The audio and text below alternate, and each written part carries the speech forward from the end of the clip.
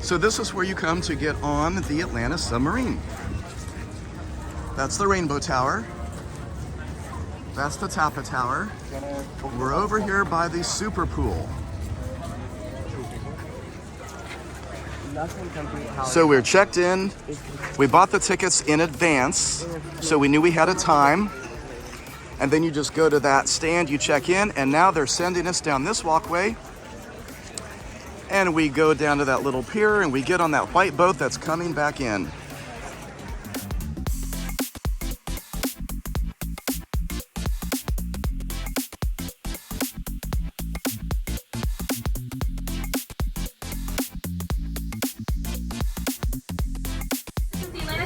The shuttle boat that's going to take you out to the submarine.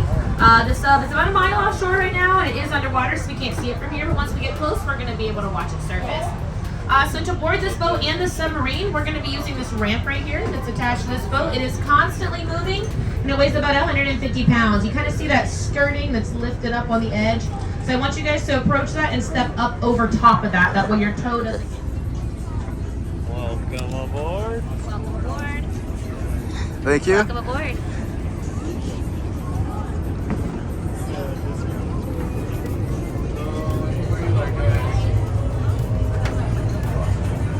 Upper deck and restrooms right in the back there. You can go anywhere you like. Thank you. Oh, that was cool. Whoa. He's really good. Wow.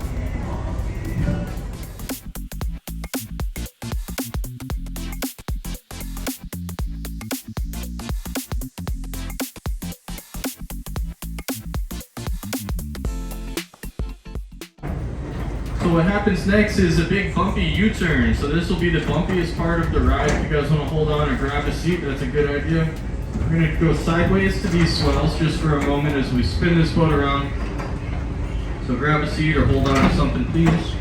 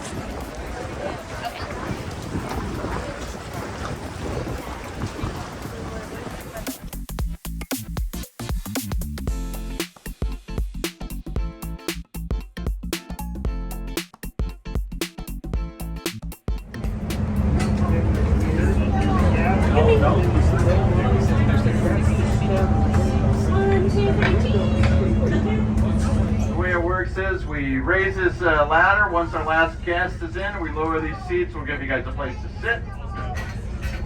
My name is Stu Steele. I'm going to narrate this dive and instruct this pilot, Steven. He's one of our training pilots. We're just waiting on his Coast Guard license, but he still needs somebody in here. And I got Jason Quinn in the back. And he's like a second pilot. He just keeps and the pilot up front here occupies the first like 3 feet of the submarine, so it's real hard for him to tell what the back is doing. But that's where Jason Quinn comes. Yeah, so right now we're 4 feet underwater. 4-0, go investing in that. Copy, 4-0, opening mids now. Dive, dive, dive.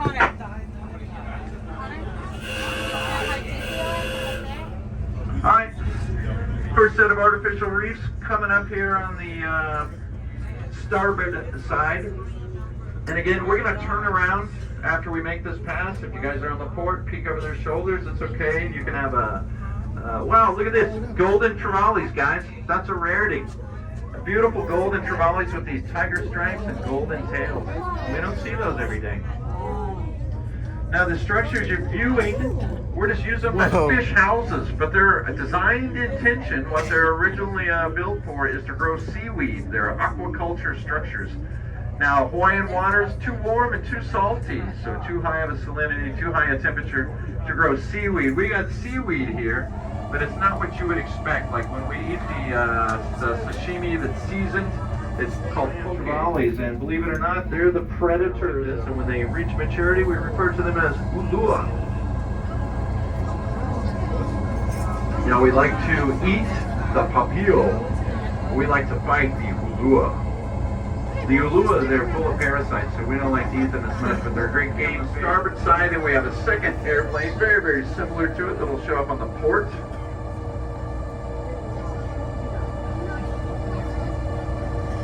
And check out our depth gauge. We're 4 feet from 100 at 96 feet.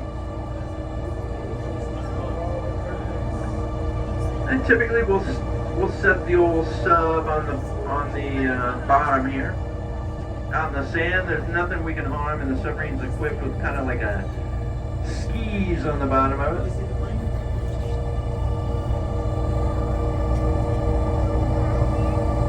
All right, there you go, gang. 104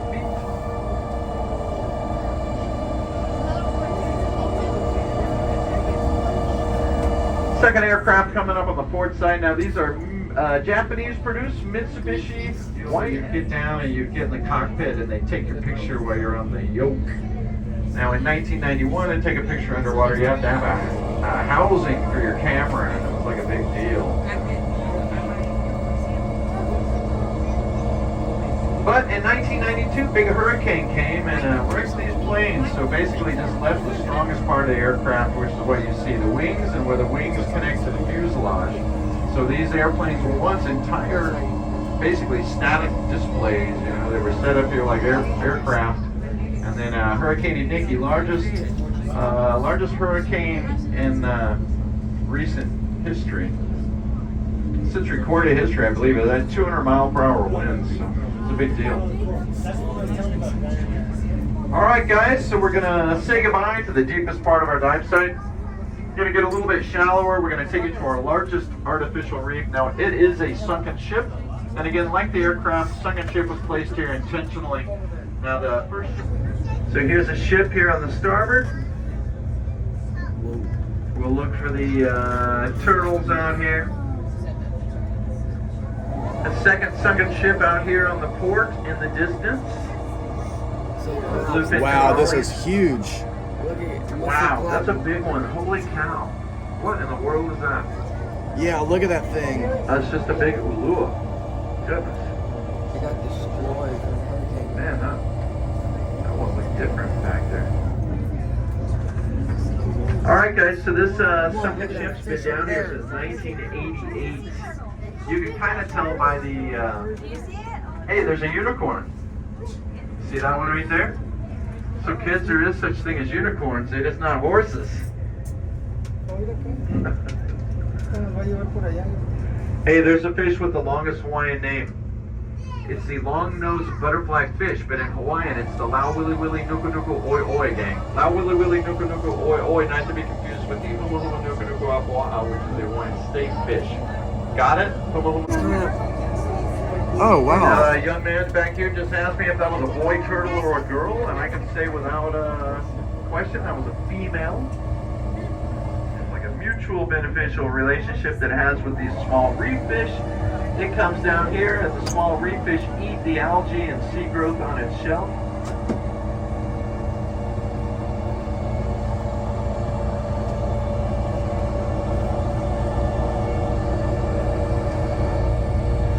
So I might mention that maybe 30% of these fish are endemic to the Hawaiian Islands, meaning this is where they originated. Like, see this large school of blue striped snapper here. These guys are Tahitian import. They came from Tahiti. We're down here, and like I said, the seawater's filtered out the sunlight. So a lot of this coral, if you take it to the surface, it does have those vivid colors, right? But down here, this is all kind of washed out. Our sister submarine on Maui, they got a light. Their submarine is equipped with spotlights, and as they go by the coral, they turn the lights on, and you can actually see the coral color. We don't do that because they only drive half as many dives as we do. We need all our electricity for driving the thrusters, so we don't have any extra electricity for lights, but I think it would be pretty cool. We're like about to sit on the bottom of the ocean. All right, guys, the sound you hear we're sending a marking bubble to the surface. You guys might have witnessed it from the Discovery. So we're going to send a marker bubble to the surface. I'm going to stop talking. You guys are going to rejoice, and then we'll put the sound of the radio on the PA so you can listen to that. You guys listen up. 2-0, clear surface. Copy, 2-0. Isolating, switching back, low on air balance. Coming up.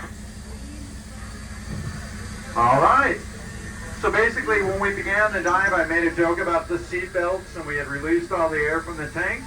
Right now, we're just filling those tanks back with air. It's just a simple machine. So yeah, trust me, if you take a machine underwater, you don't want it to be too complex. You want it to be pretty simple, and that's the way this one is. All right, you see it's getting brighter and brighter. We're about right back on the surface, guys. So give it up for Steven. He really delivered the goods there. Took us down, brought us back up. What more can you ask for? You have to speak with deep voice or something. Oh! It's true. I know. Oh, she was there. Excellent, guys. I think I got that offshore JR turn now. Awesome narration. Thank you, sir. You're very welcome. Hey, you guys have a great rest of your day. Back, guys. Thank you. Hey, welcome back. Thanks.